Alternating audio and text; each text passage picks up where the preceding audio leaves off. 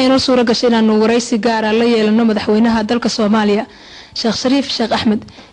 mudane madaxweyne bal waxaad warbixin kooban naga siisaa maalmihii aad ku sugnayd magaalada Nairobi ee dalka Kenya waxyaabihii ku qabsoomay socdaalkaaga bismillaah alxamdulillaah wasalaatu wasalaamu ala rasuulillah bacd marka hore waxaan jecelahay inaan fursadan ka faa'iideysto shacabka Soomaalida meel joogaan ka salaamo intaas kadib muddadii halkan aan joognay waxaan la kulannay madaxweynaha dalkan Mwai Kibaki waxaan la kulannay wasiirada arrimaha dibadda ee dalka Mareykanka Hillary Clinton iyo waxaan la kulannay sidaas oo kale Donald Bain oo ah nin runtii qadiyadda Soomaaliya aad u taageero oo Mareykana isla markaasna congressman iyo diblomaasiyiin kala duwan madaxweyne Kibaki waxaan aad uga wada hadalnay Soomaaliya xaaladda ay ku jirto in ay tahay xaalad adag mas'uuliyad in la iska saarana loo baahan yahay gobol ahaan maadaama dal daris ay yihiin ayaguna inay qayb ka qaataan runtii si wanaagsan ayay arrintaas u qaateen waxayna ballan qaadeen in dhinacooda wixii karaankooda ay gacan ka geysan doonaan howlo badan oo hadda ay bilaabeen oo qayb ka yihiin waa jiraan sidaas oo kale Hillary Clinton waxaan aad uga wada hadalnay xaaladda Soomaaliya iyo mas'uuliyadda saaran Mareykanka ka dawlad weyn ahaan shacabka Soomaaliyeed in ay 19 sano dawlad la'aan ahaadaan oo maalinta ka dambaysa ay sii galaan dhibaato hor leh in runtii ay wax la qaado kara aysan ahayn iyo sidaas oo kale khatarta caalamiga ah oo hadda soo korortay oo ah dadkii Soomaaliyeed oo barakicin iyo dil iyo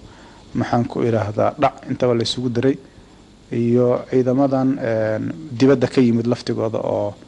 maxaan ku iraahdaa maxay ahaato target ka dhigtay dalkiiba inay la wareegaan iyo dadaalka dawladda iyo shacabka Soomaaliyeed sida ay baahi ugu qabaan inay nabad helaan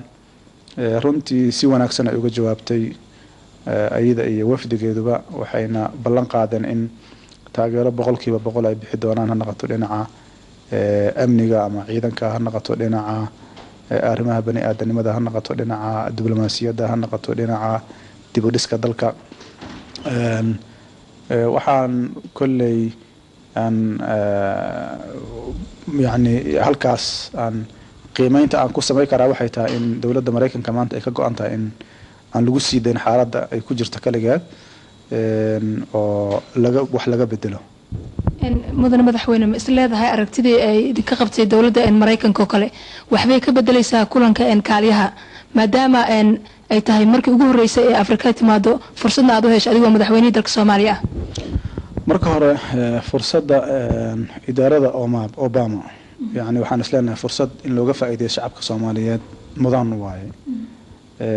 mana aha kulamada hadda aan dawladda Mareykanka arkayna tan kaliya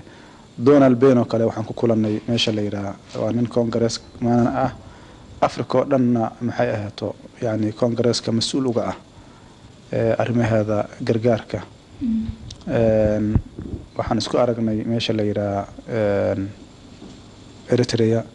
waxaan aad uga wada hadalnay dhibaatada jirta iyo sida loo xalli karo waxaa jiray madax kala duwan Johnny Carson oo yani dhowr jeer laftigiisa aan aragnay oo ah kaaliyaha wasiirka arrimaha dibadda ee dalka Mareykanka runtii yani waqtiyadii badneed iyo kulamadii la waday waxay soo gaareen heer fiican marka waxaan aaminsanahay in Mareykanku maanta ay ku qanacsan yihiin in dawladdanuna ay shaqaynayso dadka Soomaaliyeed ay raali ka yihiin in gacan la siyaana ay haboon tahay marka u soo laabto kulanka aad la yeelatay Kibaki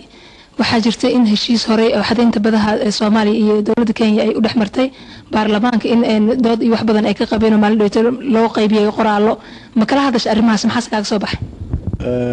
sida la socoto dalkan waa dal daris ah xuduudda dhulka iyo xuduudda badda labadaba wax lagu heshiiyay kama jirin in la heshiiyo waxa ka horeysa in la wada hadlo marka heshiiskan wuxuu ahaa ama ma aqaan af Soomaaligiisa laakiin يعني waxaa la isku afkartay in laga wada hadlo arrimahaas baarlamaankan runta marka la sheego waxyaabaha la rabo inay ansixiyaan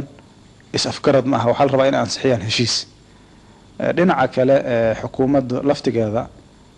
kama bixin is afkaradkan faahfaahin dheeraada si baarlamaanka laftigooda ay u fahmaan marka annaga dhinaceena aragtideena ku aadan arrintaas waxay tahay in hab sax ah oo la fahmi karo heshiiskaas oo u bilowdo una dhamaado maxaa yeelay hadda xuduudda lagu kala simanaana waa la yaqaanaa cid doonaysa inay cidda kale wax ka xoogtana hadda annaga yani ama ay khiyaano wax ku qaadatana hadda dhab ahaantii nooma muuqato marka si guud waxaan uga hadalnay in wixii khilaafa oo ama aragti kala duwanaana oo xuduud